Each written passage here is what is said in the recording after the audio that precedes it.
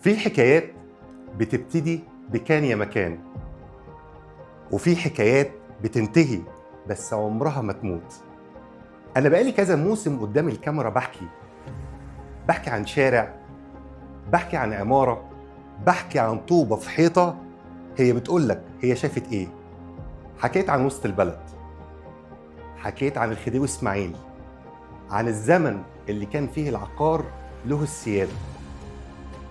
بس النهاردة أنا جاي أقولك إني هوقف حكاية الأنتيكات شوية، مش عشان الكلام خلص، لكن في كلام تاني لازم يتقال دلوقتي قبل ما القطر يفوت. أنا في الأساس مهندس معماري، وحالياً استشاري عقاري، ومختلف عن الموجودين في السوق العقاري، عشان أنا شايف البيع مش مجرد إعلان والسلام. أنا شايف البيع كمان حكاية، بس المرة دي مش على الماضي، على المستقبل، عن الساحل الشمالي، المكان اللي كنا بنعد فيه أيام المصيف بقى دلوقتي المكان اللي بيتعدي فيه عمر الاستثمار، واللي مش شايف ده هيصحى في يوم هيلاقي الدنيا سابقاه.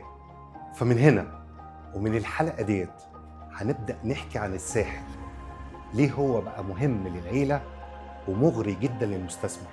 أنا مش هبطل حكايات، أنا مكمل فيها، بس المرة دي هتبقى حكايات بكرة. تابعني عشان اللي جاي أهم من اللي فات.